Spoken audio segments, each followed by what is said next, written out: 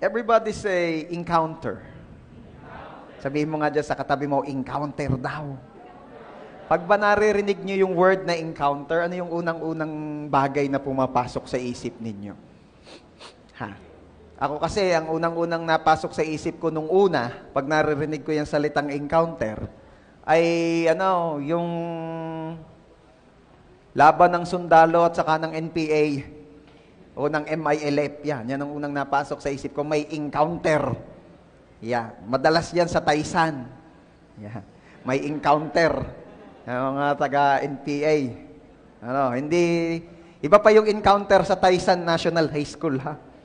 Okay. Tapos, nung bata-bata pa si Pastor, ay di Counter-Strike. Yan. May mga nagyaya na. Pero ano nga ba encounter? Actually, yung pong word na encounter ay ginagamit kapag merong hindi ordinaryong pagtatagpo na naganap. Ayan. Kasi, hindi mo naman siya pwedeng gamitin dun sa na-meet lang. For example, halimbawa, nagkita kami ni John Felix nung youth gig. Hindi ko naman pwedeng sabihin, alam nyo, hindi ko makakalimutan yung aking encounter kay John Felix. Parang, grabe naman, pwede namang nag-meet na lang, nagkita. Pero pag ginamit mo yung word na encounter, ibig sabihin nun, merong meeting, may pagkikita, may pagtatagpo, pero ibang klase, hindi basta-basta, may matinding nangyari. Okay? So, pwede mong gamitin siguro yung word na encounter pagka na-meet mo na yung si the one. Diba? Yung mga tipong na-encounter mo na yung gustong mapangasawa. May nag-amen. Sino kayo? Parang kilala ko yung boses na yun. Parang boses na hindi pa mag-aasawa dapat Siya ay gagalingan at matataas ang grades. Yeah. Para po sa mga gustong makasakay sa kwentuhang iyon, maten po kayo ng youth gig at ng mga kaalaman.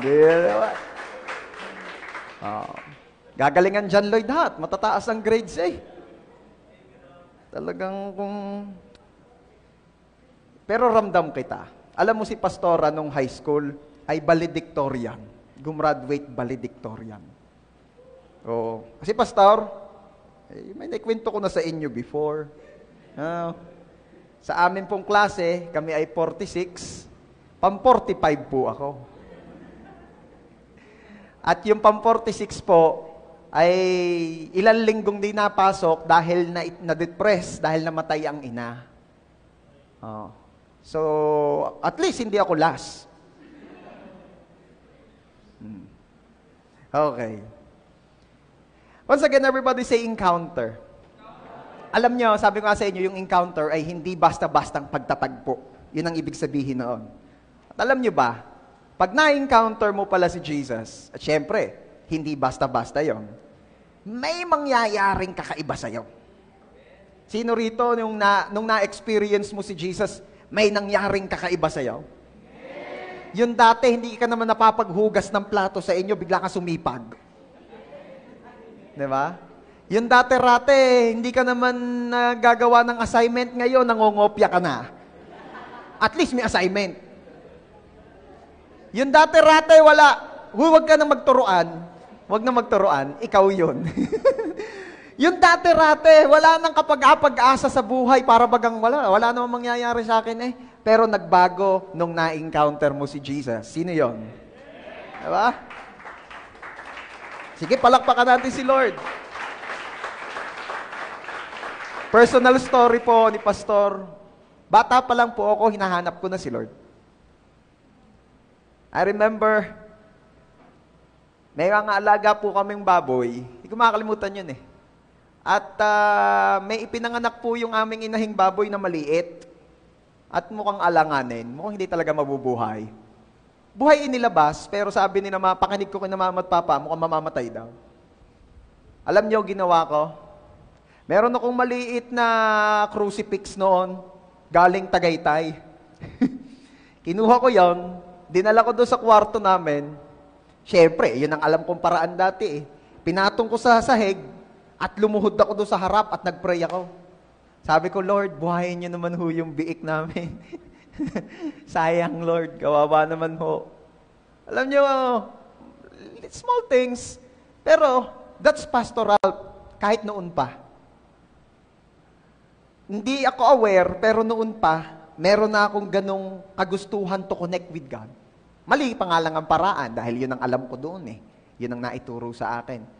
And I remember, nung high school, uma-attend ako ng YFC.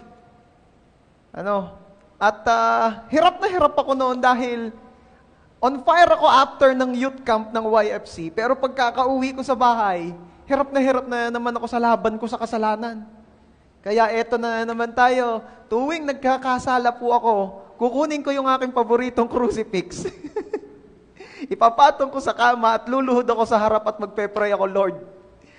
Alam niyo niya yan, di ba? Lord, patawad. Ayun, humihingi na naman ng sorry. Kasi gustong-gusto kong maging maayos yung relationship ko kay Lord. Even before. Bakit? Kasi ang tao talaga ay nilikha na may longing para makilala, makakonect sa Savior mo, sa Diyos mo. Eto na. When I encountered Jesus when I was 14 years old, huwag niyo nang kwentahin ha, 24 si pastor ngayon, 14, 10 years ago. Yung mga tumatawa, humanda kayo sa akin. Hindi po, joke lang, 33 na po si pastor. 33 years old din po nung ipinako si Jesus. So, pwede na akong ipako.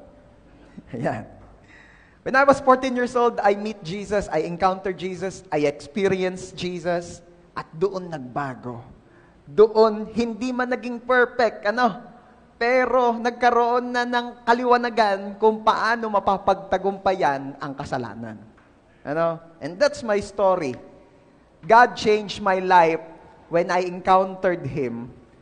At ito po ang ginawa niya sa akin. Pinakita at pinaunawa niya, magkasala ka man, may pag-asa pa. Humingi ka lang ng sorry. Sabihin mo nga dyan sa katabi mo, may pag-asa lagi. Praise God. Ngayon, tanong ko sa iyo as we go on, as we move on sa ating topic, ano ang kwentong encounter mo? Okay? So, di ko na po pakatagalan pa. Ngayon pong umaga, mag-share po ako sa inyo ng 3 mabibilis lang na stories ng encounter kay Jesus na makikita natin sa Bible. At ano nga ba yung mga lessons na makukuha natin dyan? Okay? So, ang title po ng i-share ko sa inyo, sa biyaya ni Lord, When You Encounter Jesus. Let's pray. Lord, salamat po sa biyaya na makapag-Sunday service. Ito po'y biyaya ninyo. Hindi po namin ito kaya on our own. Thank you, Lord, sa biyaya ng buhay. Thank you, Lord, sa biyayang kami ay maging able to join, to attend the service. Salamat po sa availability, salamat po sa desire at sa joy na gawin ito. We ask forgiveness sa aming mga kakulangan, sa lahat naming kasalanan. Forgive us, O Lord. Cleanse us with your most precious blood. And thank you, O Lord, for the grace of forgiveness. Thank you, Lord Jesus, kasi kayo po ang aming righteousness. This morning, wala po kaming ibang hiling, kundi ang pagsama nyo, sapagkat yun po ang magpapaiba sa amin. We dedicate to you this day. Be blessed, O God. This we pray. In Jesus' name. Everybody say, Amen. The best mong palakpak para kay Jesus. Once again, everybody say, when you encounter Jesus. Isa pa, yung medyo may gigil naman kaunti. When you encounter Jesus. Yung iba'y kinukurit pa yung katabi, kagigil. Okay. Anong nangyayari? O ano ang naranasan ng mga Bible characters nung na-encounter nila si Jesus? Madaming stories ng encounter kay Jesus in the Bible. Pero pumili lang po ako ng 3 na sa tingin ko ay akmang-akma at kailangan nating marinig ngayon. Number 1, when you encounter Jesus, you will receive second chance. Yun. Sabihin mo nga sa katabi mo, second chance daw. Yun. Diba? Second chance. Sabi nila, everybody deserves, Isyo naman. Sabihin mo nga, everybody deserves a second chance. Ba't sinasabi mo sa katabi mo? Alam mo, church, sa mundo, yan ang paniniwala at yan ang tinatanggap nating totoo. That everybody deserves a second chance. Pero kung ang pagbabasihan po natin ay yung rule ni Lord, yung batas, sabihin mo nga, batas. We don't deserve second chance. Sabihin mo nga sa katabi mo, yun lang. Bakit? Kasi napaka-clear po ng Bible, ang sinabi doon, ang kabayaran sa kasalanan ay kamatayan. At ang lahat na nagkasala ay magbabayad. So kung literally gagawin ni Lord ito, that's in the book of Romans, kung gagawin ito ni Lord, church, ewan ko kung may matitira pa sa atin. Siguro wala nang nag-church. Bakit? Unang-una, wala na si pastor. At baka hindi na rin maging tao si pastor kasi possible, yung parents ko, grandparents ko, at yung grand-grandparents ko, wala na din. Agad. Bakit? Kasi kung literal, ang kabayaran sa kasalanan ay kamatayan, patay agad. Sino rito yung never nagkasala since birth? Taas ang kamay. Si pastor lang? Wala. Joke lang yun. Oh, ibig sabihin, lahat tayo, since birth, nagkamali, nagkasala. Oh. So, thank you, Lord. Normal na tao yung mga kaharap ko. Kasi kung may nagtaas pa diyang iba, baka alien. Oh, tinan mga katabi mo, mukha bang hindi, tao yan. Oh.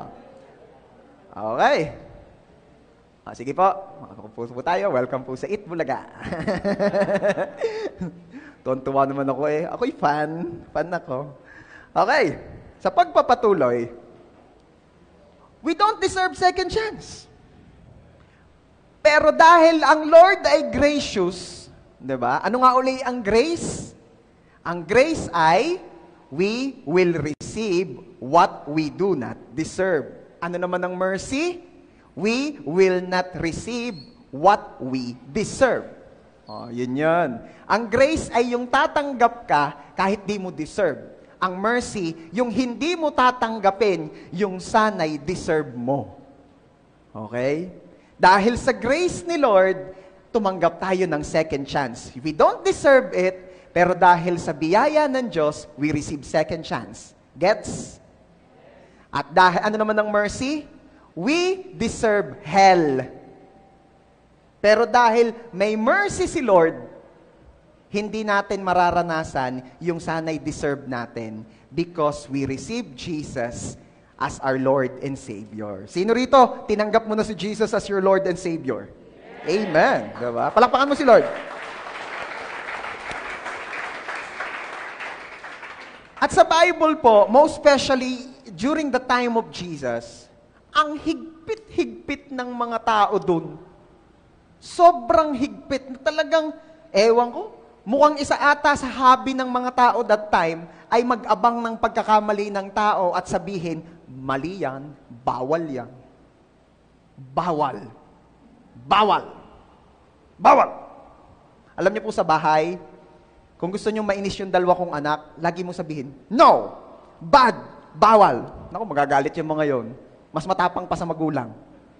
Ano? At makita mo, si Elise, kahit wala naman, hindi naman niya alam kung ano pa yung bad at saka good eh. Pag natripan niya lang, ginagaya lang kami, makita mo, sasabihin sa'yo, no, papa, bad, bad. Huh? Ginagawa ko. Eh, kasi ginagaya nga lang niya. Ano punto? Ang pangit pala nung ganun yung kultura sa loob ng bahay, yung puro na lang, bawal, bawal, bad, bad, bad. Diba? At kung pangit sa bahay, ang pangit din lalo sa community. Ano? Sino rito yung masaya ka na paglabas mo ay ang umaalingaw sa tenga mo eh kung ano yung bawal. Bawal. Bawal dumura dyan. Nilunok ko na ulit. Bawal magtapon dyan. Sige, kinakain ko na. Masarap din yung balat. Oh. Ano pa pagbabawal? Bawal huminga? Bawal mabuhay? Ang hirap kayang mabuhay sa mundong puro bawal. Diba? Oh. Pastor, kung bawal naman talaga kung bawal naman talaga, di dapat lang ipagbawal. I have nothing against that. Kung talagang bawal ang pogi, anong gagawin? Pagpatawarin nyo na si JC. Oh. Pero ito ang punto. Yes, given na may bawal, pero it's about time, church, na tayo po ay mabuhay sa biyaya. Mabuhay sa second chance. Mabuhay sa, instead na lagi kang aware sa law, ito yung sinasabi ni Paul lalo ka lang magkakasala. Okay? Sino po sa tingin ninyo ang mas madaling mahulog sa bangin? Yung laging nasa malapit at tinitingnan yung bangin na may nakalagay na bawal lumapit, baka mahulog?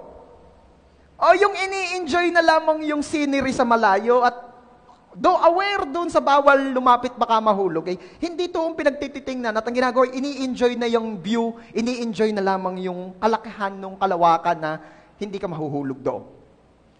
Di ba lalong mas malapit mahulog, yung laging nalapit at laging natingin doon sa bawal lumapit, baka mahulog. The same thing is true sa buhay ng mga tao. Church, the more na tinitingnan mo yung bawal, the more na naaalaala mo at napaprocess ng utak mo kung ano yung bawal at para bagang nakukurious ka, teka nga, bakit nga bawal? Magawa nga, matingnan nga, ano kang ba nagbabawal din sa banginare? Ano kang bawal din Ba't ka laging sabi bawal? Ano kang meron? Yun, hulog na. Samantalang kung hindi pinagtititingnan yon at ang ini-enjoy ay yung kung alin yung pwede, kung ano yung good. Kaya maging grace-conscious tayo instead na law-conscious. Marami na po ang nagtatanong at nakakapansin, Pastor, ba't parang wala yatang bawal sa church? Wala nga. Sabihin mo nga dyan sa katabi mo, walang bawal dito sa JA1 San Jose. Sinong masaya na nalalaman mong walang bawal dito sa church? Pastor, ibig sabihin, tinotolerate mo? Hindi. Hindi po ako nagtotolerate ng mali. Never. Never po kayo makakarinig dito na nagtuturo ako na, sige, magtanim ka ng ganitong klaseng halaman, wag mo lang pakikita sa NBI. Wala kayong maririnig sa akin na, sige, ganitong gawin mo. Pag hindi maaraw, plantsahin mo para mabilis matuyo. Tapos isipit mo sa libro o sa notebook. Wala kang maririnig sa akin gano'n. Yan, Pastor, sinasabi niyo, kidding aside. Pero itong ibig ko sabihin, hindi po ako nagtotolerate ng mali. Okay? Mas nauunawaan ko lamang na the more na binabawalan, the more na pinipigilan, lalong nanggigigil. Okay?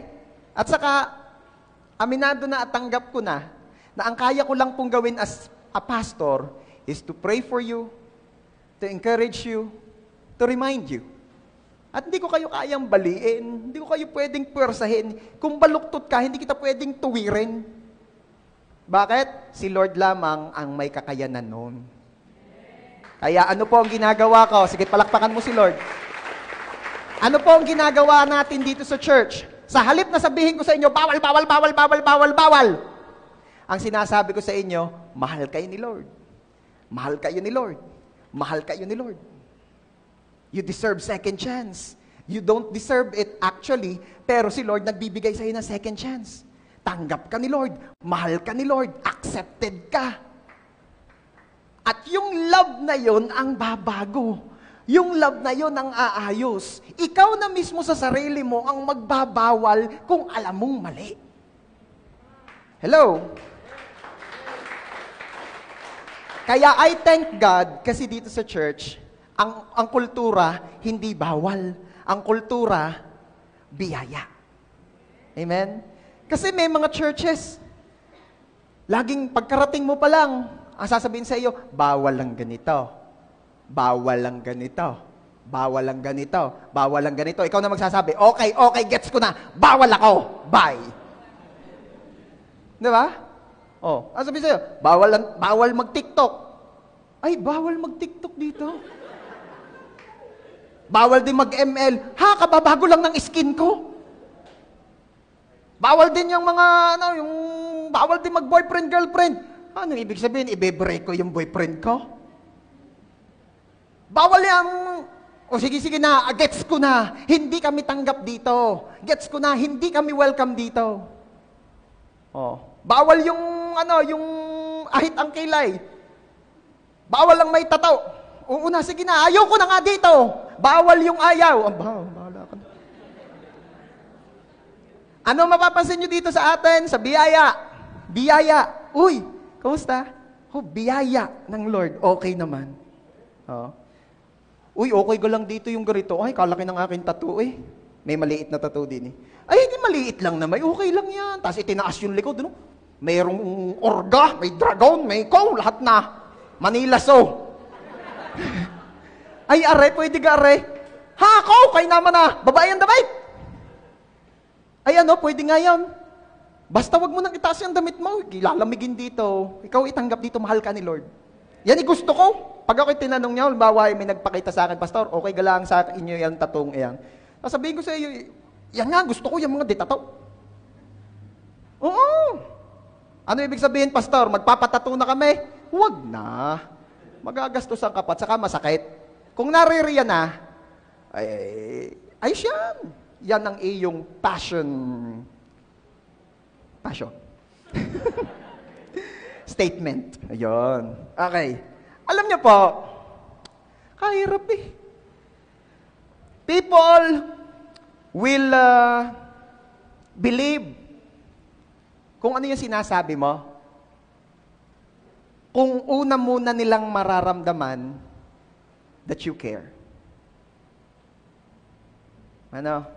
Kahirap naman nung babago mong nakita, ay, new friend, kumusta? Welcome. Oh, bawal yung hikaw sa dila ha. Ano sasabihin kaya nun? Siya sige. This is the first and last. Lalong hindi na makakakilala at mapapalapit kay Lord yun. Ano pang chances na ma-inlove kay Lord yun? Unang try pa lang niya. Ni-reject mo na. Di ba? Magpapalagay ako ng malaking karatula doon sa unahan. Pastor Anika, i-note mo ha. Ilalagay ko doon, bawal ang hindi ma-inlove kay Lord. Yun na lang siguro yung pagbawal natin. Bawal yung hindi mai-inlove kay Lord. Sabihin mo dyan sa katabi mo, partner, bawal daw yung hindi mai-inlove kay Lord. Yun. Yun ang magandang bawal. Okay? Balik tayo. Nung time ni Jesus, ang higpit ng mga tao. Imagine mo, ang higpit nila, how much more pag nakagawa pa ng kasalanan. And in the Bible, meron pong isang story doon na kung saan, meron pong babae na caught in the act of adultery. Ayan. May babae raw po nahuli sa akto ng pangangalan niya. Ayan. Siguro, ang motor nung lalaki ay, hindi nyo alam yun? Okay. Nahuli. Sabi po sa John chapter 8, wala di yan. Ikikwento ko na lang sa inyo. Nahuli siya sa akto ng adultery. At during the time of Jesus po, ang batas po doon ay ito. Pag nahuli po sa akto ng pangangalun niya o ng adultery, kukunin po si babae, ilalagay sa plaza, at pagbababatuhin ng mga tao hanggang mamatay. Sino po rito yung nabato na ng teacher ng eraser? Last take. Mga nila-life group ko yun eh. Ayos. Very good. Sino nabato ng chalk? Ba't parang pare-parehas ang sagot ninyo? Ba't yun ang iyon? Kababait nang narinig. Sila daw namamato. Joke lang. Okay. Imagine nyo yung babatuhin ng bato. Tapos lahat ng taong nandoon babatuhin hanggang mamatay. Wala naman ditong binatukan ng teacher mo ng eraser hanggang mamatay ka, no? Doon, ganoon. Ang grabe. Di ito na. Nahuli sa akto ng pangangalo niya yung babae. You know the story. At nung ready nang bumato yung mga tao, nagpa-practice na talagang softball. Baseball. Yan, magkaibang pitch, di ba? Dumating si Jesus at nakita ng mga Pariseyo. Sabi, Jesus, anong gagawin natin sa babaeng yan? Yan ay nahuli sa akto ng adultery. Caught in the act.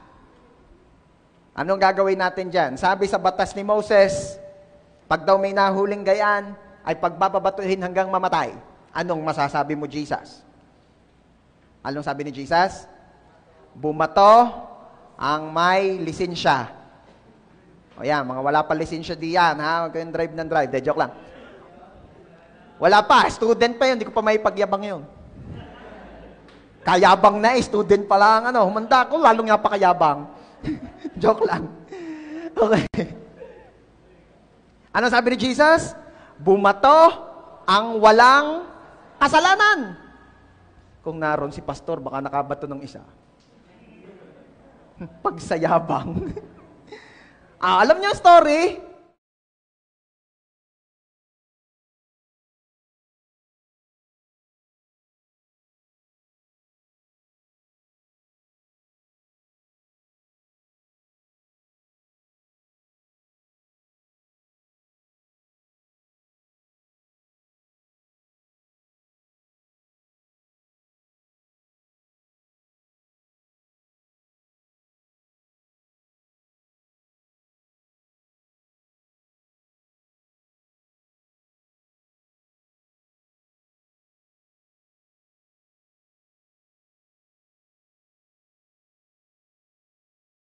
Sabi sa babae,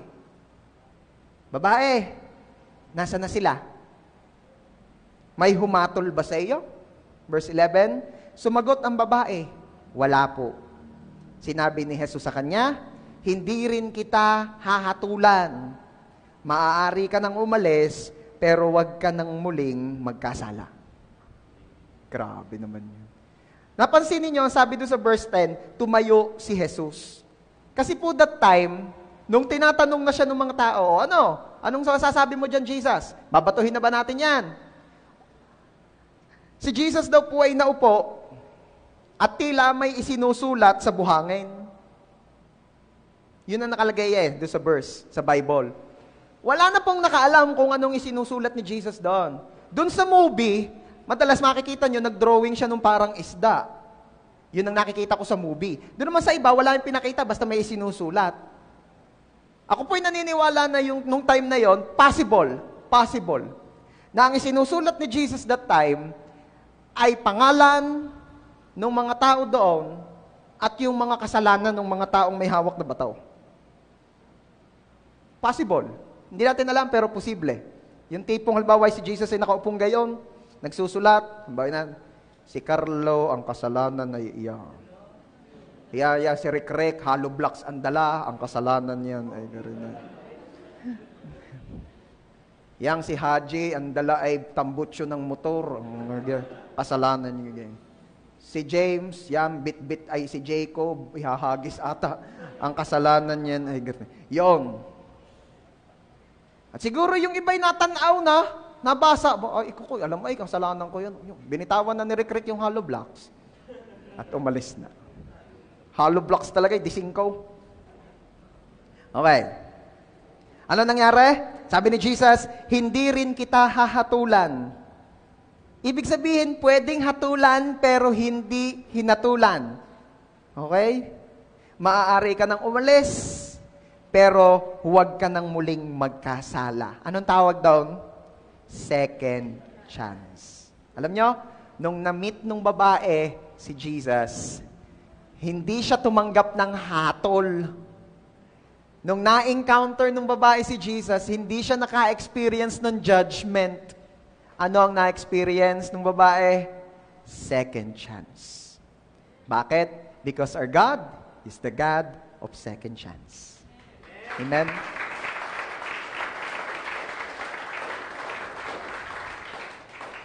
Mahabang panahon po na ipinamata sa atin ng ating nakamulatang paniniwala na ang Diyos ay Diyos na nagpaparusa laang at wala nang ibang alam gawin. Pero ito po ang katotohanan. Si Jesus po ay nagkatawang tao, bumaba dito sa lupa upang ipakita at iparealize sa atin kung ano ang totoo. Na ang Diyos ay hindi Diyos na nagpaparusa lang. Na ang Diyos ay God of second chance. Ano ang ginawa ni Lord? Ipinaramdam niya sa atin ang kanyang love. Okay? Sa tingin mo, tatanungin kita, saan ka mas mabilis kayang babait? Yung every time na nagkakasala kay pinapalot, pinaparusahan? O doon sa tuwing ikaw ay nagkakamali, ay ikaw ay binibigyan ng second chance, at lalong ipinararamdam sa iyo na in spite ng iyong pagkakamali at pagkukulang ay mahal ka pa rin.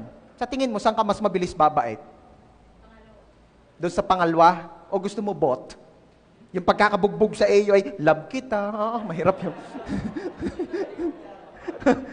Lalong malala yun, ano?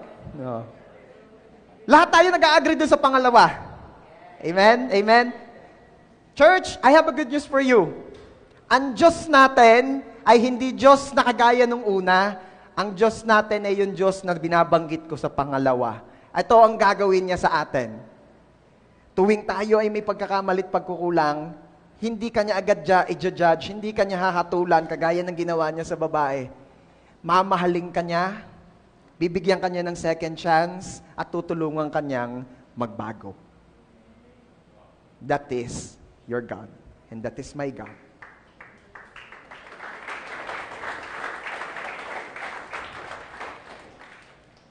The kindness of the Lord will lead you to repentance.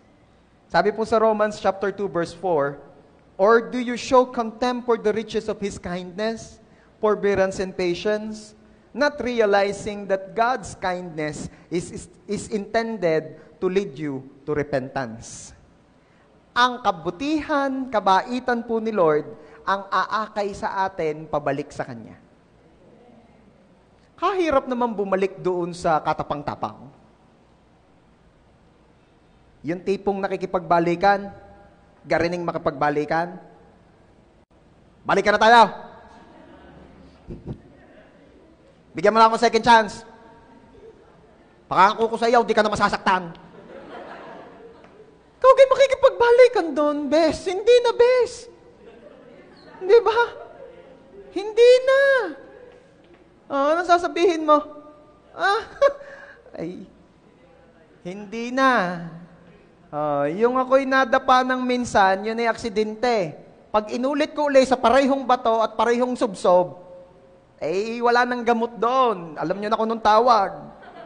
Hindi na ako babalik dyan. Ano? Ibahin mo si Lord. Si Lord, hindi ganon. Si Lord, sinaktan na natin, pinalungkot na natin, pero lagi pa rin nakabuka ang dalawang kamay at sinasabi, halika anak, ikay mahal ko, ikaw ay tanggap ko, huwag kang lalayo, ikaw ay mahal ko, ikaw ay tanggap ko.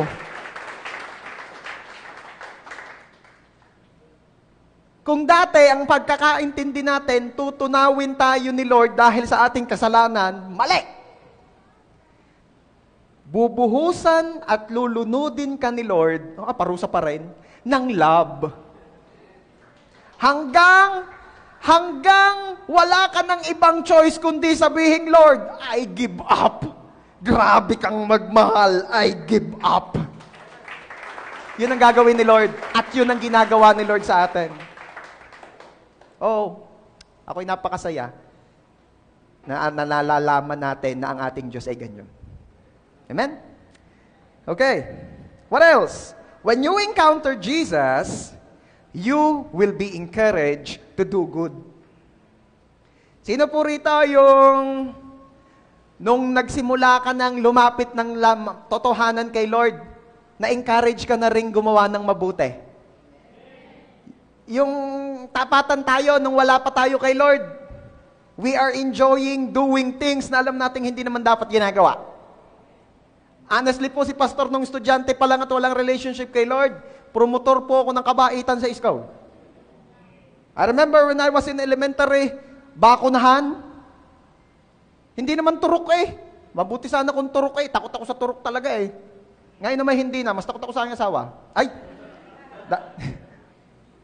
Hindi naman yung kulay mapula-pulang parang gayaw na pinipiga lang sa bibig. Sinong mabot na?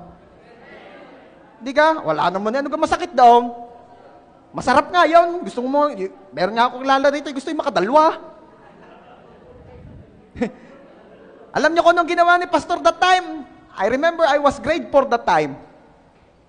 Niyakag ko mga kaklase ko, pumunta doon sa likod ng school at umakyat doon sa puno ng kape at mangain ng hinog.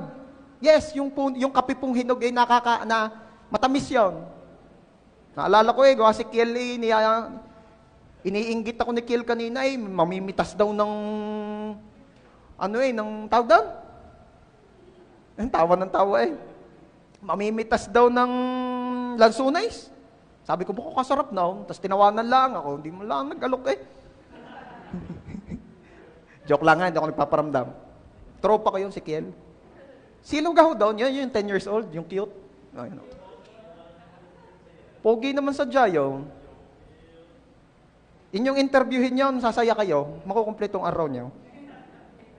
Okay. Ano pa? Nung high school naman ho ako, I think it was second year high school, naka-aircon ho yung room namin dahil biyaya ho ng Lord puro kabaitan natututunan ko sa public school ng elementary, nilipat ho ako ng private. Hindi pala ibig sabihin ni private school na, ibabait na, nasa tao talaga. Yun ho yung school ho namin madami hong nagapang na bagay, yung kung tawagin ho katuray. Alam niyo yun? Katuray, kantutay. Alam niyo na yun, yung amoy utot. Ay taga-bukid ho ang pastor, yung aking mga kaklase, mga taga-subdi. Subdivision kids. Ay, alam ginawa ko? Kinuha ko ho yung mga dahon ng katutay. Akin hong ginagayam-gayam. Tapos isiniksik ko ho sa aircon. Pwede pagbuhay ho nung umagay pagsabangaw. Kiel, wag ka nang magre-research kung ano yun, ha? Alam ko tuwatak mo sa isip mo, ha? Wag mong gagawin yun, ha? Ikaw, ha? Alam ko hindi nagagawin ni Kiel yun, hindi gagawin ni Kiel. Mabait si Kiel.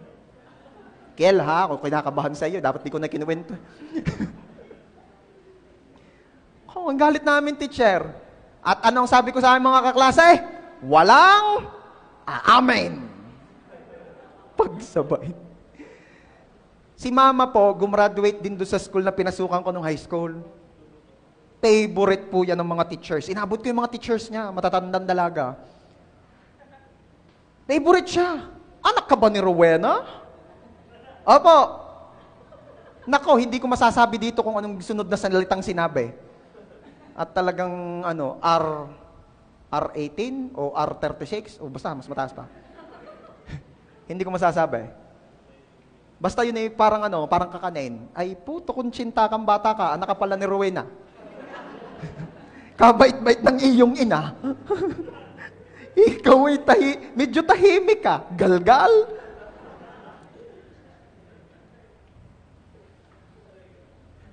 Nung ako po'y nakakilala kay Lord, yan, may pag-asa na ha, iba-iba na. Hindi pa rin ho ako sobrang bait. Actually, ang nangyari po sa akin that time, yung aking faith, yung aking newly found faith in Christ, ay ginagamit ko pa rin sa kabaita. Hindi ko na para detalye sa inyo, talagang baka ikanyo na may busong. To make the long story short, iba-iba na. Yung dati-rati, parang proud na proud pa akong gumagawa ng kabaitang gayong. Dahil tumatawa mga kaklase ko tuwan-tuwa sila. Ako na may napapagmura ng teacher, pero ayos lang, bahala kayo sa buhay nyo. Yun po ang problema Kaya nung ako po ay naging pastor, ang aking mga kaklase nung high school at lalo yung mga tropa ko, kasama ko ng pagdadakot ng munggo sa palengke pag nadaan, tapos pinamamato namin doon sa... Walang maniwalang ako yung naging pastor. Yung mga nakakasama ko pag may panuntukan doon sa may sementeryo ng Rosario, walang maniwalang ako yung pastor. Mayroon naniniwala, natatawa, pero hindi makapaniwala pa rin. Wala akong mawin. Huwag kayong gagaya sa akin, ha?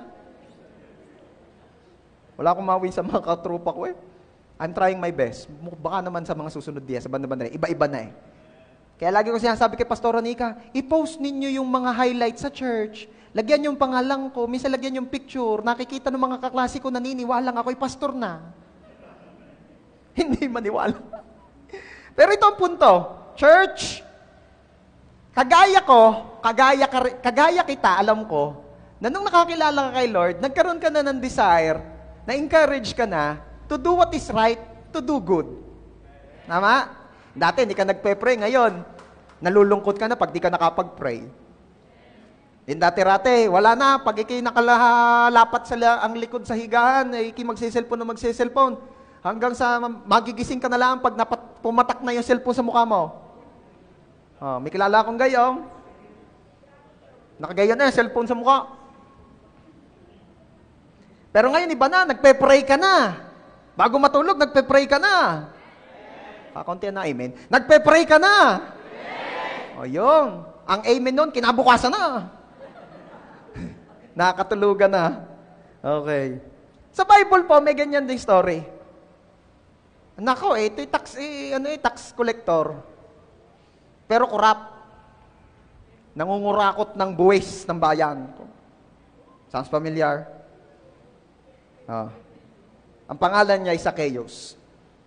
Sabi po sa Luke chapter 19, verses 5 to 6, pagdating ni Jesus sa lugar na iyon, tumingala siya at sinabi, Zacchaeus, bumaba ka agad dahil kailangan kong tumuloy sa bahay mo ngayon.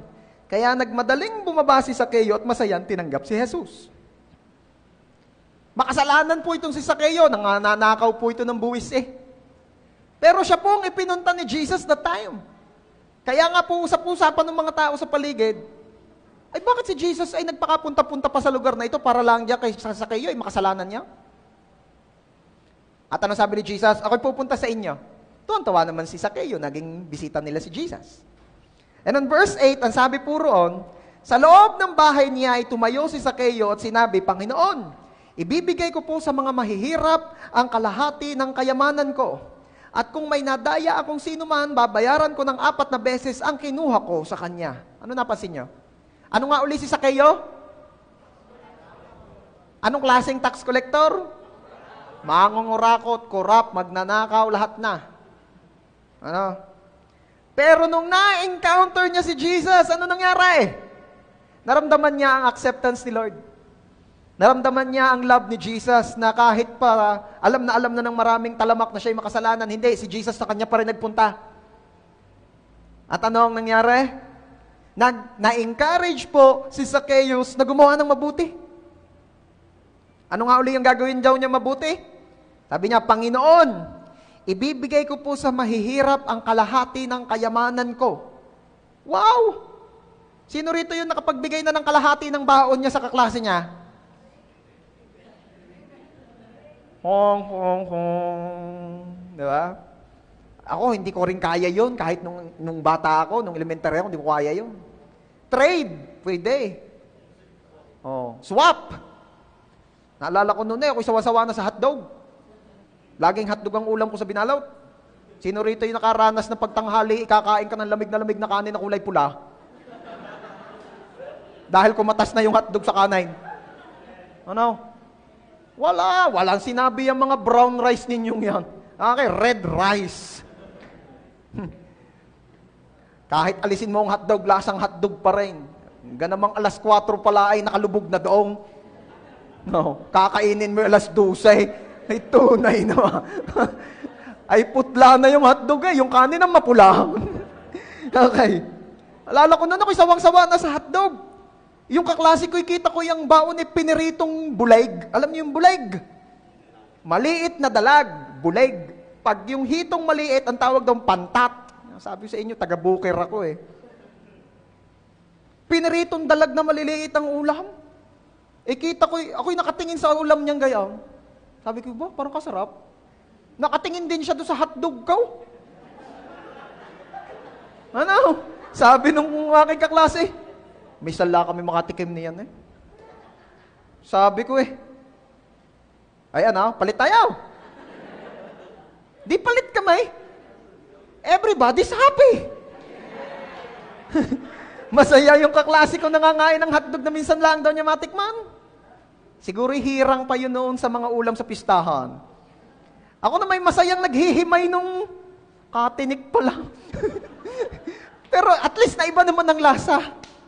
Ewan ko, kung itanda pa ni mama, takang-taka siya pag-uwi ko ba't ang bauna ng anak ko? May tinik. Ay, hotdog ang ulam. Anong lesson? Wala lang. Nagugutom lang ako. Hindi.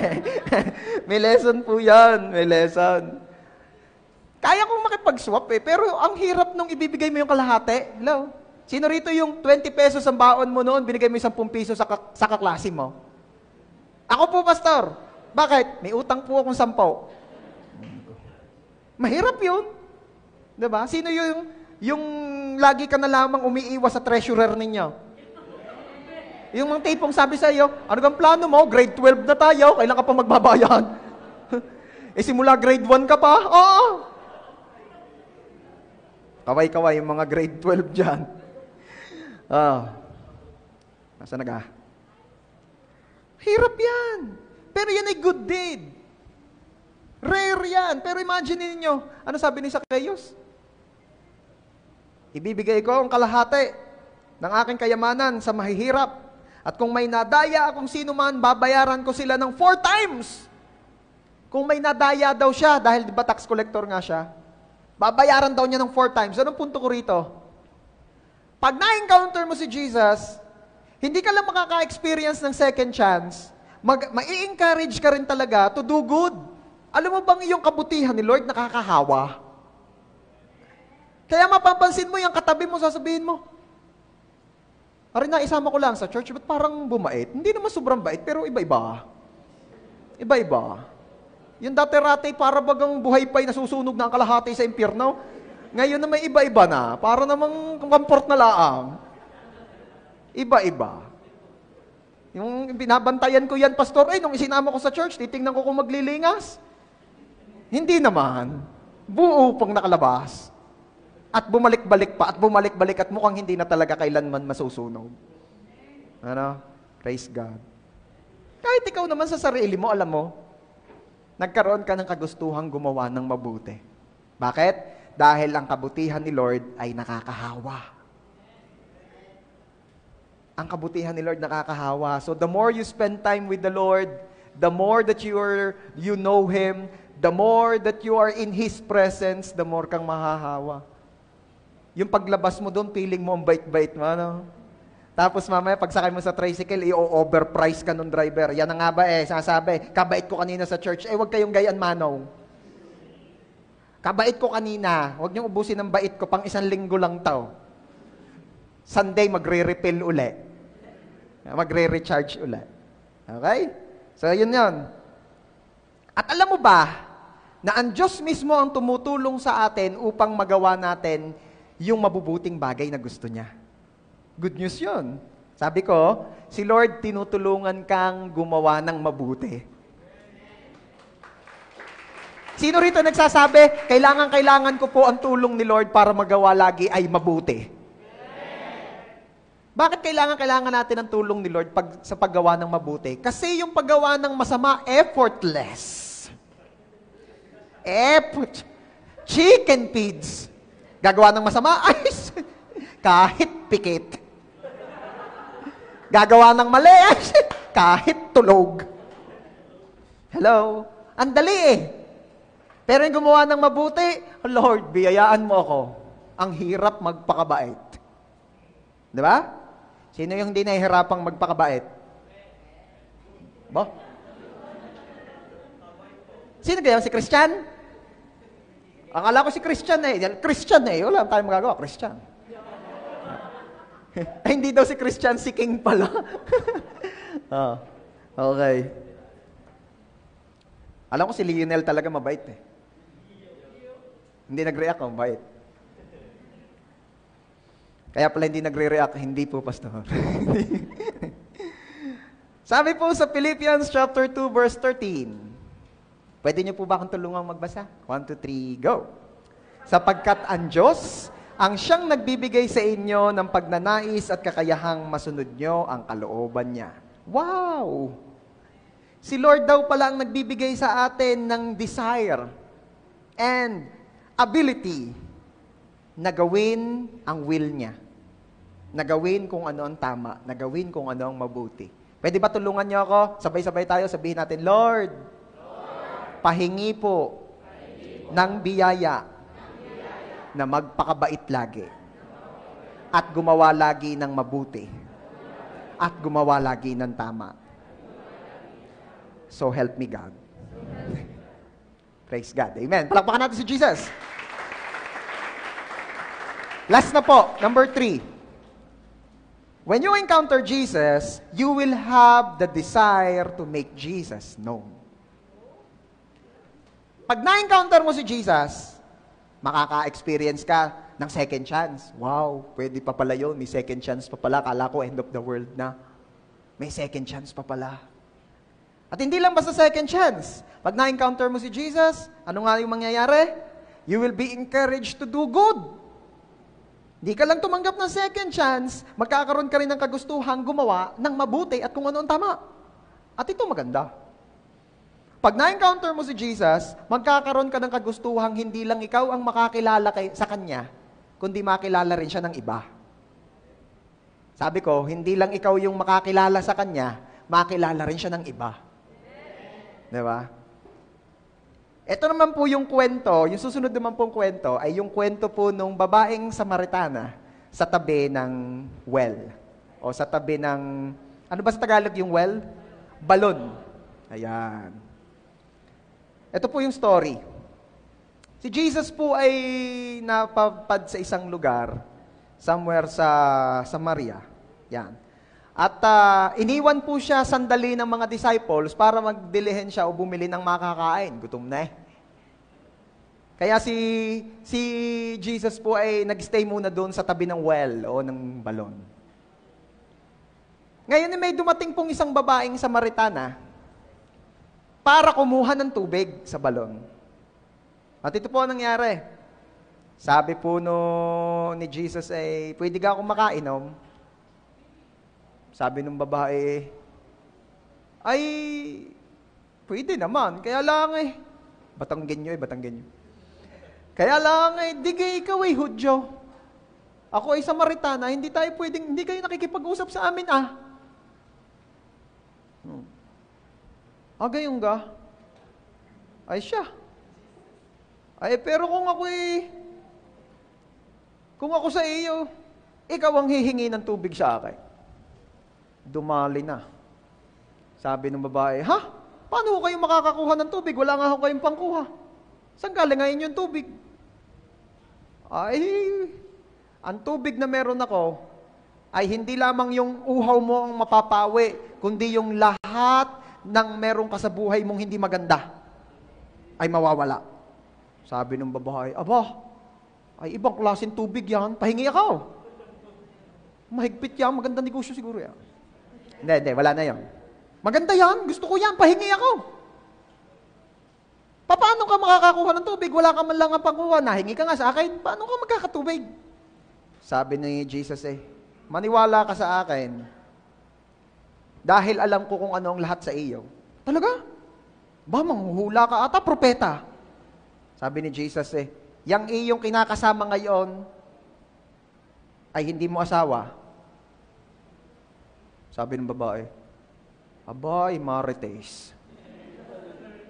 Updated. Talaga? Hindi, ang una pa lang sinabi ni Jesus, alam ko ikaw dalaga. Halata po ba? Dalaga ka at yung kinakasama mo, hindi mo rin asawa. Marites.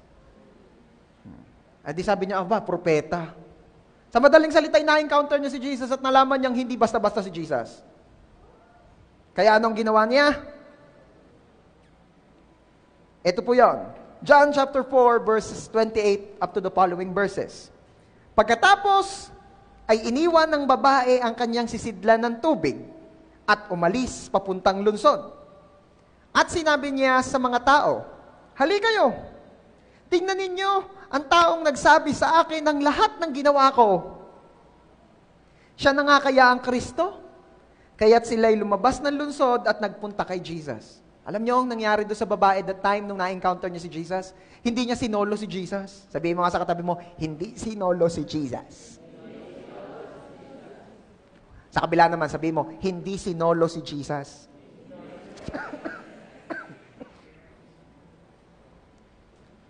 Parang nangibit yung katabi mo nung sinasabihin mong hindi sinolo si Jesus. Parang sinosolo ata niyan si Jesus.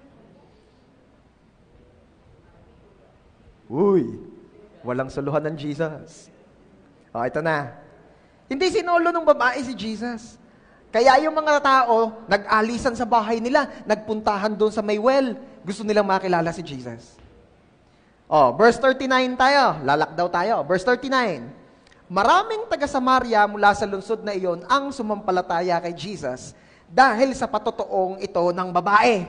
Imagine niyo yon.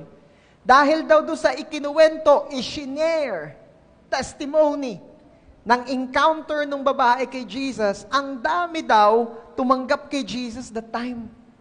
Sinabi niya ang lahat ng ginawa ko. Yun yung kanyang testimony. Verse 40, kaya nung pumunta sa kanya mga taga-Samaria, hiniling nila kay Jesus na manatili sa kanila. 2 araw siyang nanatili doon. Aba, talagang nawili. Imagine nyo, 2 days daw si Jesus doon. Nagkaroon siya ng staycation. Verse 42. Verse 41. At marami pa ang sumampalataya dahil sa salita ni Jesus. Ito maganda, verse 42. Sinabi nila sa babae, hindi na dahil sa mga salita mo kung bakit kami sumasampalataya, sapagkat kami mismo ang nakarinig sa Kanya. Nalalaman namin siya nga ang tagapagligtas ng sanlibutan. Wow! Alam ninyo, that time, hindi lamang yung babae ang naka-encounter kay Jesus. Everyone in that place called Samaria na pumunta at lumapit kay Jesus, they all encountered Jesus and put their faith into Jesus. Ganda naman nun. Sabihin mo nga dyan sa katabi mo, nangyari yon dahil hindi sinolo nung babae si Jesus. Ikaw, kapatid, hanggang kailan mo sosolohin si Jesus? Hanggang kailan mo pipigilan niyang bibig mo na ikwento at i-share si Jesus sa iba? Hanggang kailan mo pipigilan ng sarili mo na ikwento how God is moving in your life, how God is blessing you and your family, how God is promoting you in your career, in your work, or in your job, or in your business? Hanggang kailan ka magpipigil?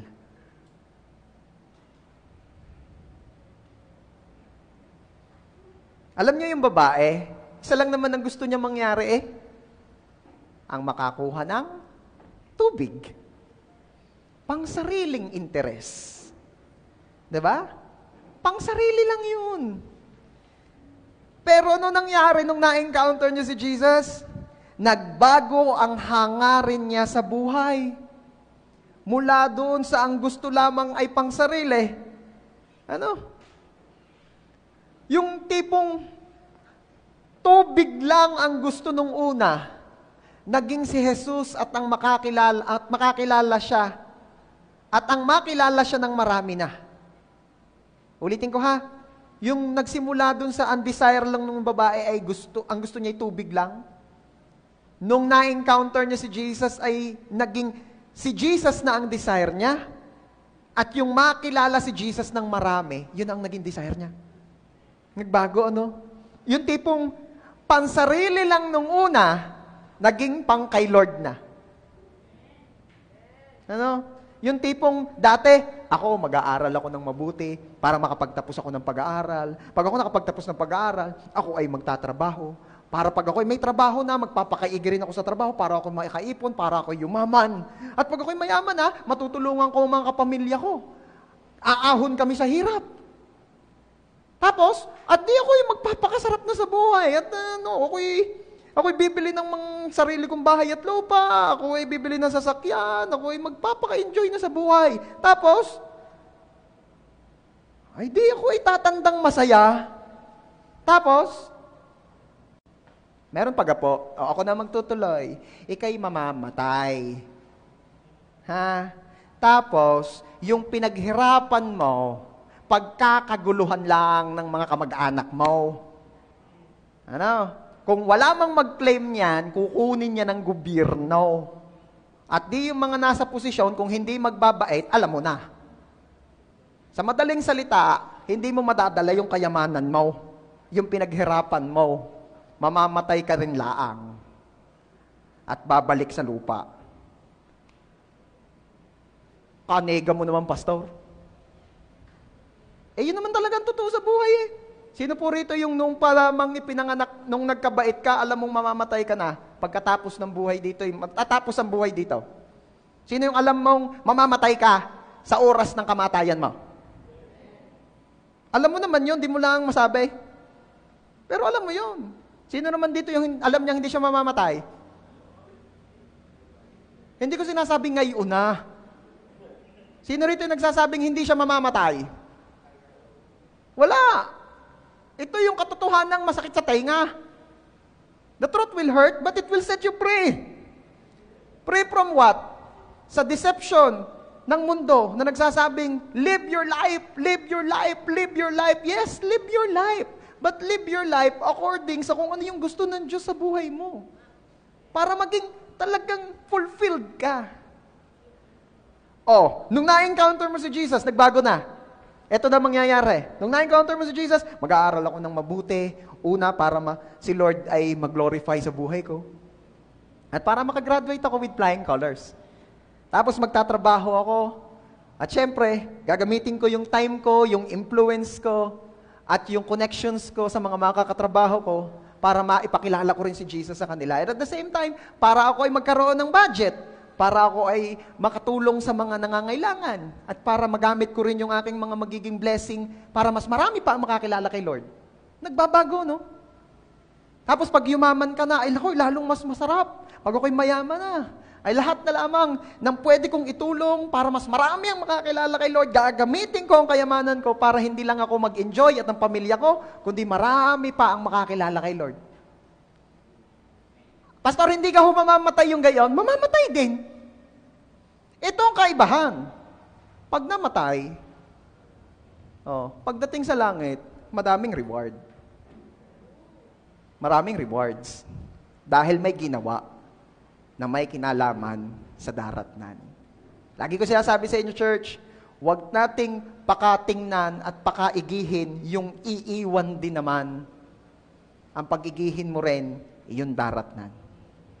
Yung daratnan. Amen? Ano pa? Yung sunod diyan. Yan. Yan nagkasunod. Mamaya, tago mo na muna yan. Okay.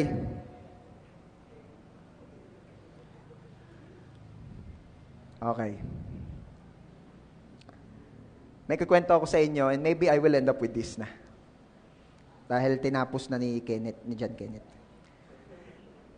Ni Shean. Nagtuturuan sila. Basta silang dalawa. Okay.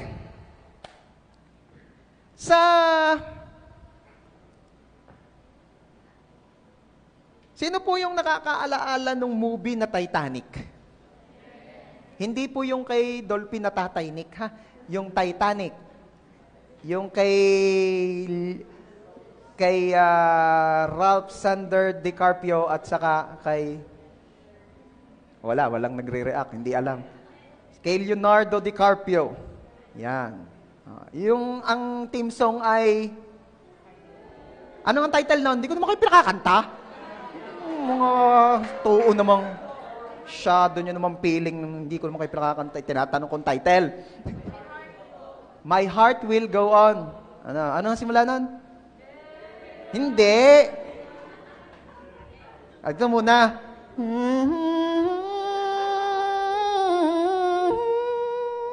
Di ba yun yan? Matapos, every night in my dream.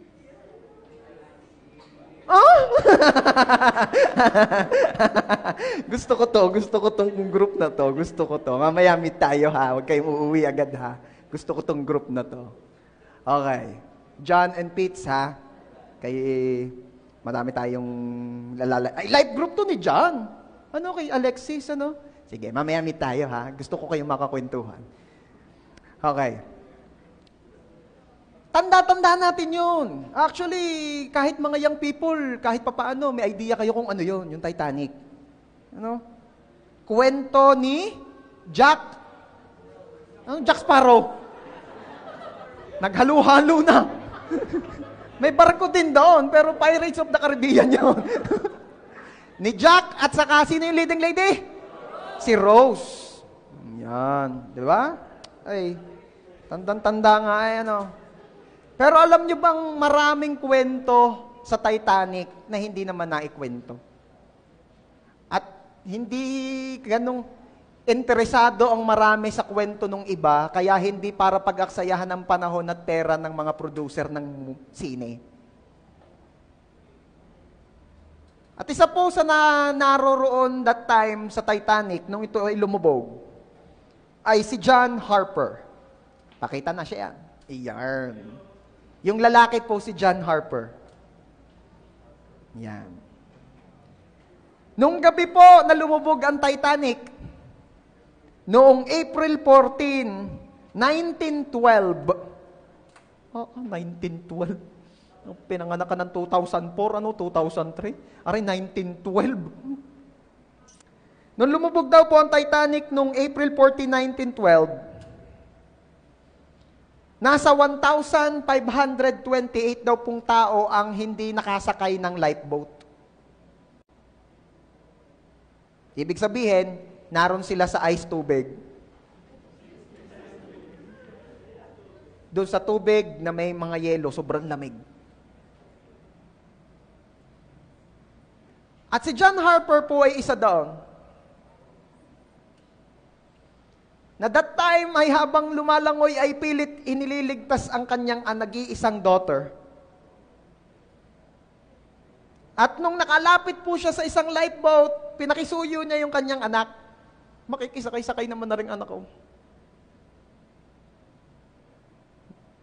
At matapos nang isakay sa lifeboat yung nag-iisa niyang daughter, ito ang sunod na ginawa ni John Harper. Siya po ay lumangoy, palapit sa mga taong nakita niyang nagpipilit pang mabuhay. Hindi para tulungan kasi ano po may itulong, pare-parehas naman na silang ganyan. Alam niyo kung bakit nilalapitan niya?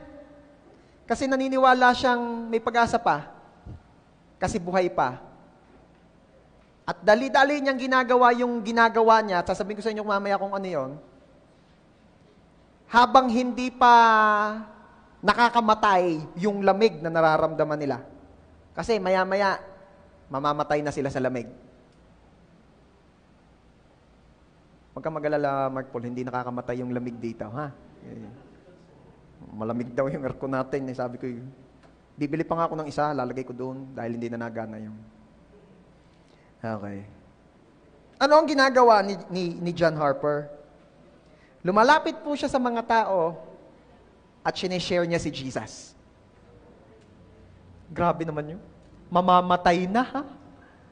Mamamatay na. Lumalapit pa rin siya doon sa mga tao to share Jesus. At meron daw pong isang binata doon na nilapitan ni John Harper. Hirap na hirap. Kasi yung ganun nalangoy ka sa malamig. Yun ngang iba, bago mag-church, di na naligo at malamig. Aray, nalangoy sa malamig. Oh, hindi kita hinuhusgahan. Bibigyan kita ng second chance. Next Sunday, maligo ka. Lumalangoy siya. Hanggang nakalapit siya doon sa isang binata. Tinanong niya, kilala mo ba si Jesus? Sa tingin mo ba maliligtas ka? At ang sabi ng binata, hindi ko kilala. So, anong ginawa ni John Harper? Shinare niya si Jesus. Sinabi niya, accept, receive Jesus as your Lord and Savior. Ano man ang mangyari sa atin dito, sure na maliligtas ka at pupunta ka sa heaven. Nag-effort si John Harper, effort. Nag-share habang kinakaligkig sa lamig. Just to receive a no answer doon sa binata. Ayaw nung lalaki. Ayoko. Na-shock nga si John Harper. nung sinabi nung lalaki sa kanya, ayokong tanggapin si Jesus. So anong ginawa ni John Harper? That time kasi, meron siyang life jacket. Kaya madali siyang nakakalangoy, lumulutang siya. Kaya lang, kahit pa may life jacket ka, sa lamig na yun, mamamatay ka sa lamig. So anong ginawa ni John Harper? Hinubad niya yung kanyang life jacket, ibinigay doon sa binata at sinabi, kung ayaw mong tanggapin si Jesus, sa tingin ko, mas kailangan mo itong life jacket kaysa sa akin. Bakit? Ako pwede na akong mamatay. Ikaw hindi pa. Suote ang life jacket. Kailangan mo pang mabuhay para makapag-isip-isip pa. At lumayo si John Harper para lapitan pa yung iba to share Jesus uli. Habang kaya pa. Habang buhay pa. At maya-maya pa, nadaanan uli ni John Harper yung binata and he never gave up on him. Binalikan ni John Harper yung binata, shinare niya uli si Jesus, and that time, tinanggap na nung binata si Jesus kasi naramdaman niya yung love ni John Harper. Tinanggap niya si Jesus. At after po nung pag-uusap na yon ni John Harper at nung binata, alam niyo, sa totoo lang, ang nagkikwento kasi nito yung binata. Kasi siya ay nakasurvive. Kasi siya ay may life jacket. Nakita daw niya si John Harper na lumangoy uling palayo, pero hindi na nakabalik. Kasi namatay na rin sa lamig.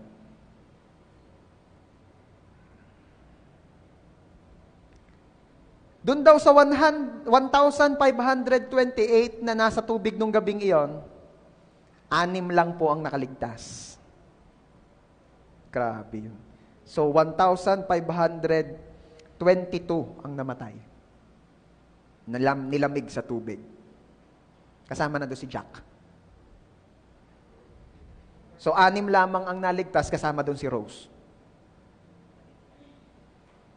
At kasama po yung binatang nasharean ni John Harper. After 4 years, during the survivors meeting, ito daw pong binatang ito ay tumayo at habang umiiyak ay ikinuwento ang ginawa ni John Harper. At sinabi niya,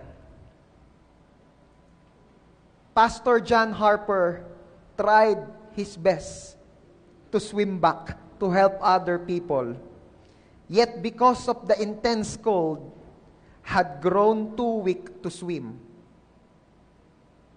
At ipinakinukwento nung binata that John Harper's last words habang unti-unting lumulubog sa tubig ay ito. Sumisigaw daw po si John Harper ng, believe on the name of the Lord Jesus and you will be saved.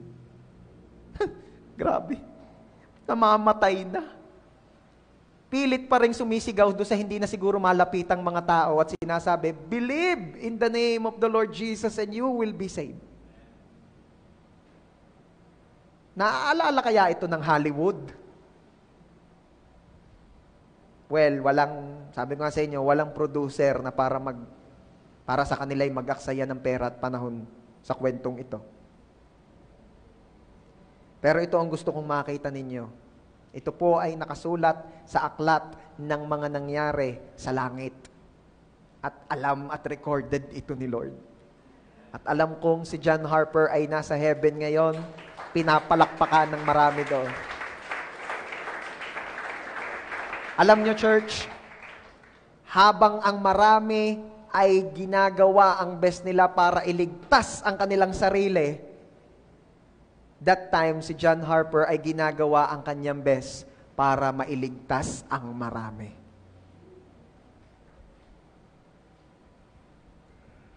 Church, nasa mundo po tayo na kung saan ang daming nalulunod.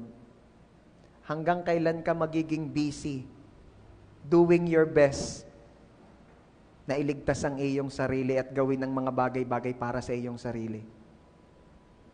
You have the lifeboat. You have the life vest. You have Jesus. Kailan mo i-share yung life best na meron ka. Magbabago, Magbabago. Yung dating panglupa lamang yung nasa isip mo, panglupa lamang yung mga pangarap mo, magiging pang-eternity na. Magbabago yan.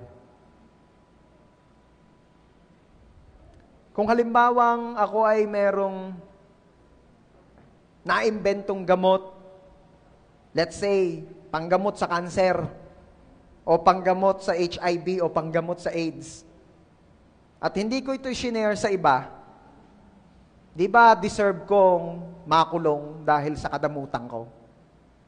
Sino rito nagsasabing kailangan ng marami yung gamot sa kanser? Sino nagsasabi rito kailangan ng marami yung gamot sa mga sakit na nabanggit ko, sa AIDS, sa HIV?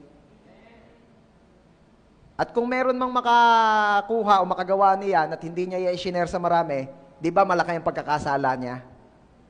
Ano ang masasabi mo sa taong ganyan? Selfish. Selfish. Yung na-discover ni Janjan, ang gamot sa kanser, tapos hindi niya i-share sa iba at sasabihin pagkakapirahang maigi, anong tawag doon? Selfish. Pero syempre, hindi naman ganun si Janjan. Alam mo, hindi ka man maka-experiment, maka-imbento ng gamot sa mga sakit, may isang bagay kang meron ka. May isang bagay na meron ka na higit pa sa sakit ang kayang gamutin. May isang bagay na meron ka, Kristiyano, na hindi lamang literal na sakit ang kayang gamutin, kundi yung problema ng buhay, problema ng pamilya, problema ng lipunan, kayang gamutin. At ano meron ka? You have Jesus. You have Jesus. Church, we have Jesus. At kung hindi mo i-share si Jesus sa mga nangangailangan sa Kanya, ano ang tawag sa iyo?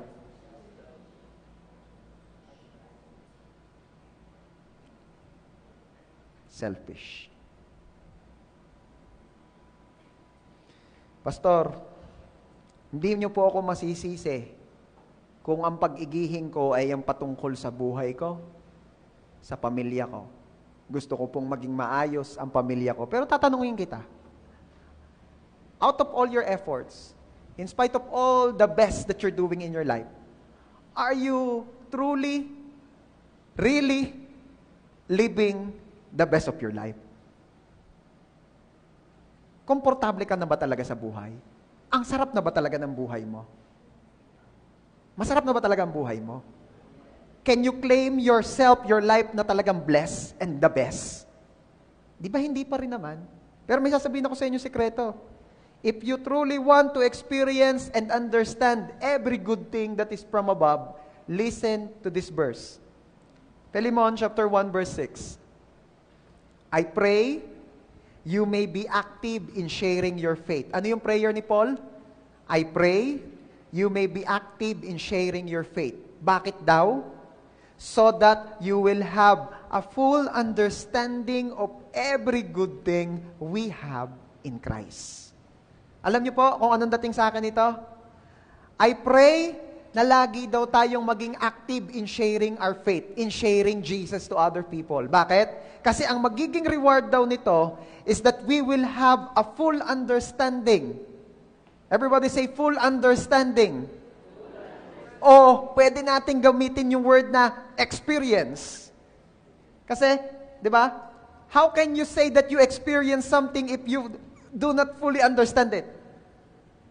But if you fully understand something, then syempre, ibig sabihin lang nun, talaga na-experience mo siya. Okay? Anong sabi diyan? If we will active in sharing our faith, we will have the full understanding of everything good, of every good thing that we have in Christ.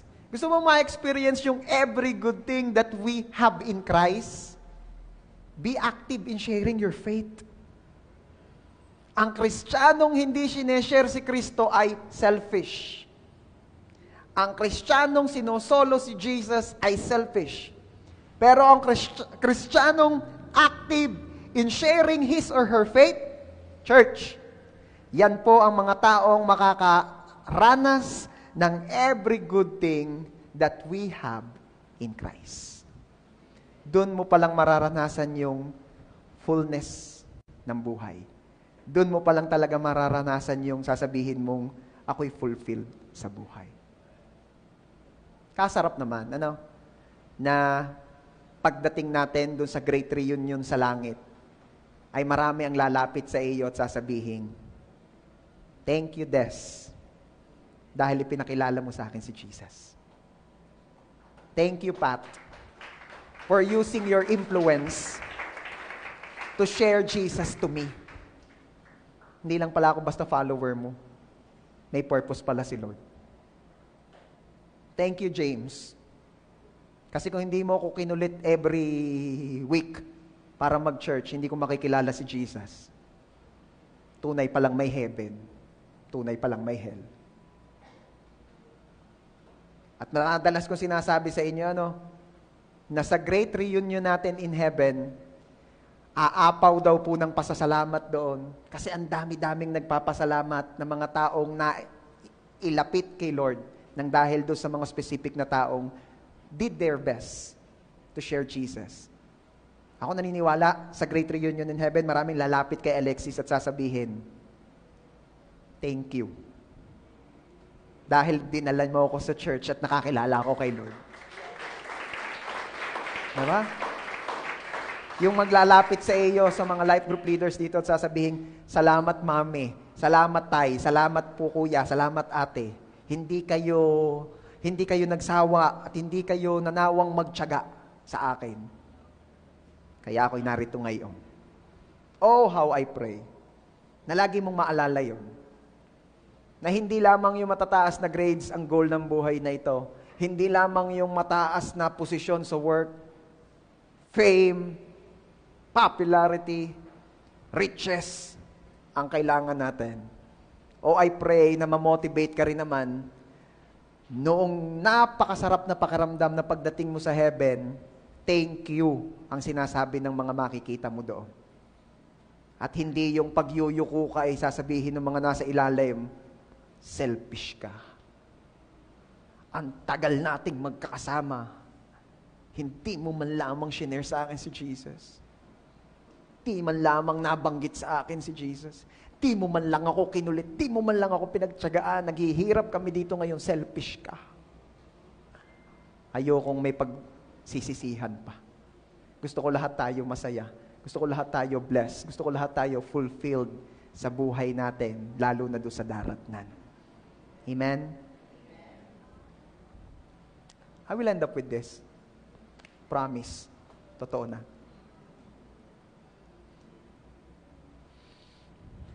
When we encounter Jesus, una, we will receive second chance. Pangalawa, we will be encouraged to do good. Pangatlo, magkakaroon tayo ng desire na ipakilala rin siya sa marami. Alam niyo yung pinakamatindi? Kapag natagpuan mo pala si Jesus, pag na-encounter pala natin si Jesus, wala ka nang pinakagugustuhin pang iba. Hindi ko na nailagay dyan Pero ito yung kiniwento ni Jesus Sabi ni Jesus, ang kaharian daw ng Diyos ay parang isang kayamanan na natagpuan sa isang bakanting lote. Ang problema, yung bakanting lote, hindi iyo. Pero, accidentally, may nakita kang kayamanan. Anong gagawin mo? Ito po ang ginawa ng lalaki sa kwento ni Jesus. Ipinagbili daw ng lalaki ang lahat ng kayamanan niya at pag-aari niya. Pinagbili para mabili yung loteng yon. Bakit? May kayamanan Kaya anong ibig sabihin? Ipinagbili niyan lahat, ginib up niyan lahat, para lamang maikip niya yung loteng yon na may kayamanan. Ganyan daw ang kaharian ng Diyos.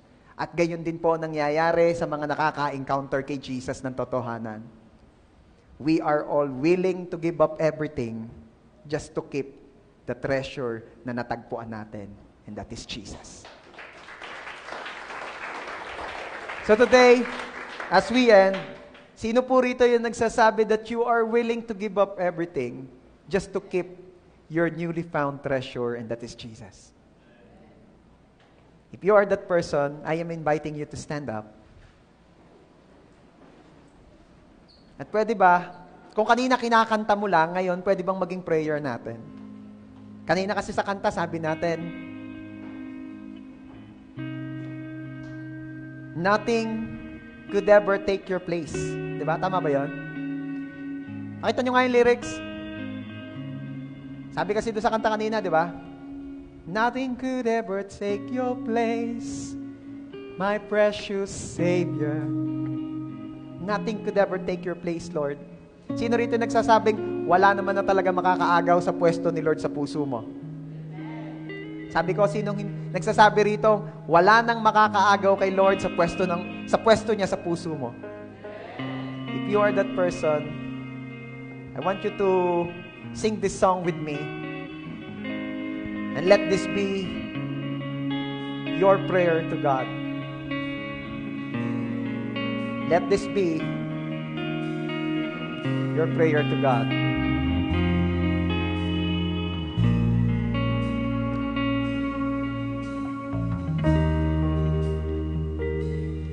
And I need to worship you, my Jesus, you're the only one for me. Nothing could ever take your place, my precious Savior. Who can stand between my Lord and me? Lord, I need to honor you, and I long to bring my life an offering. Take me higher, draw me deeper.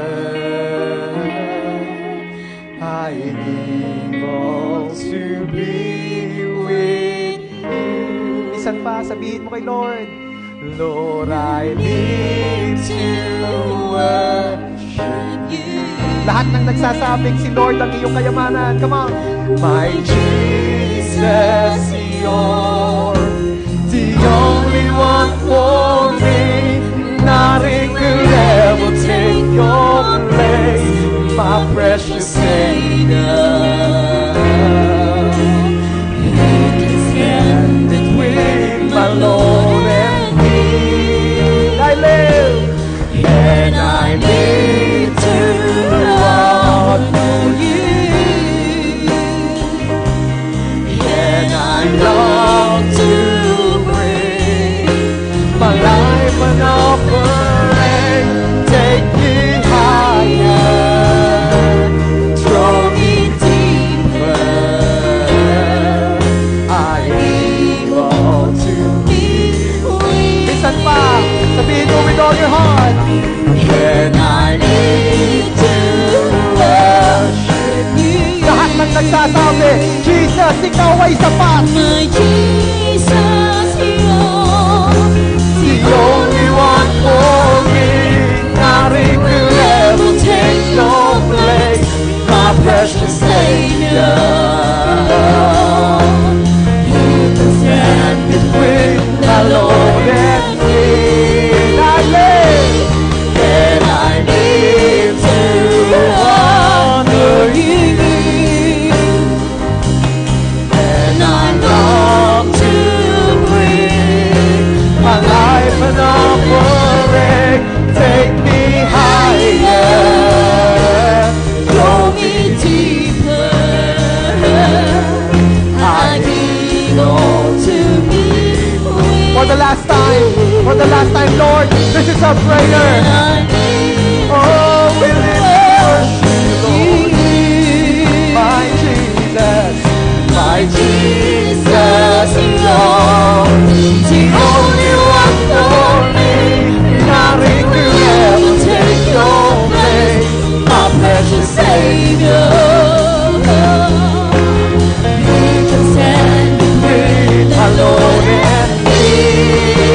I live and I live to honor you.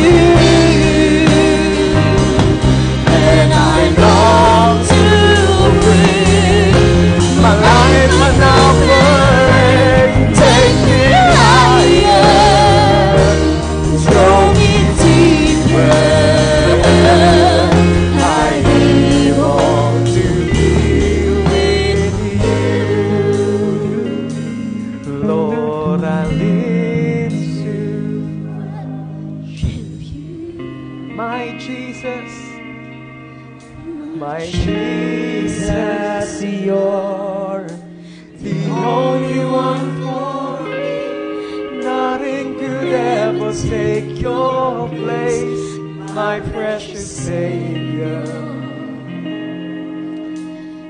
Who can stand between my Lord and me? Lord, I live to honor you, and I long to bring my life an offering. Take me higher, draw me deeper. I want to be with you. Take me higher, take me higher, draw me deeper. I want to be with you.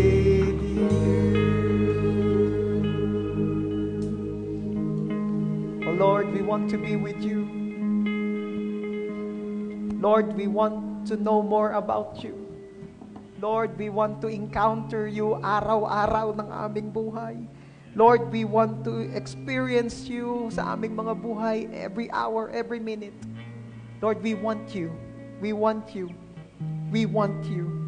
We want you. And Lord, we pray na sa tuwinang nararanasan namin ang goodness mo, sa tuwinang na-experience namin yung wonderful presence mo, maalala rin lagi namin na ito ang mga resulta na dapat at inaasahan mong mangyari sa amin as we encounter you, Lord. Na sa biyaya mo, lagi naming maalala na kami po ay tumatanggap every day ng second chances from you. Na hindi huli ang lahat. Hindi pa huli ang lahat. Laging may pag-asa sa iyo. Ikaw ang Diyos ng pag-asa. Ikaw ang Diyos na nagbibigay ng second chances. Every time that we experience your presence and reminded of your goodness, oh Lord, we pray na lagi rin naming maalala na kami, ito po ay wonderful na motivation namin to keep on doing the right things, to keep on doing the good things. And Lord, we pray na every time na kami po'y napapaalalahanan ng inyong love, ng inyong goodness, ng inyong faithfulness, Lord, we pray na wag naming suluhin ito. Biyayaan at tulungan niyo po kami, Lord, to share you sa marami. Like what Pastor John Harper did, Lord, we pray, biyayaan mo rin kami ng ganon. Na habang ang marami ay busy sa paggawa ng mga bagay-bagay para sa pansariling interes, biyayaan niyo rin kami naman, Lord, na maging busy para sa iyo, Lord, at para sa mga bagay na gusto mo mangyari, most especially para sa mga taong hindi pa nakakakilala ng lubusan sa iyo. Oh Lord, we pray. Oh Lord, we pray. Gamitin niyo po kami at hayaan niyo pong sa great reunion natin sa heaven ay umapaw at mapuno po ng pasasalamat ang aming kalagitnaan kasi somebody or many people will approach us and saying, thank you for sharing Jesus to me. Lord, I pray na ang JA1 San Jose ay church ng mga in love sa iyo, Lord. At hindi ma-contain yung love na yon, wala siyang ibang magawa kundi ang i-share yun sa marami. I pray na ang JA1 San Jose ay church na nag-win souls and nag-make disciples in Jesus' name. Salamat po, Ama. To you alone, all the glory and honor. Ito po ang aming prayer in Jesus' name. Everybody say, Amen. God bless you.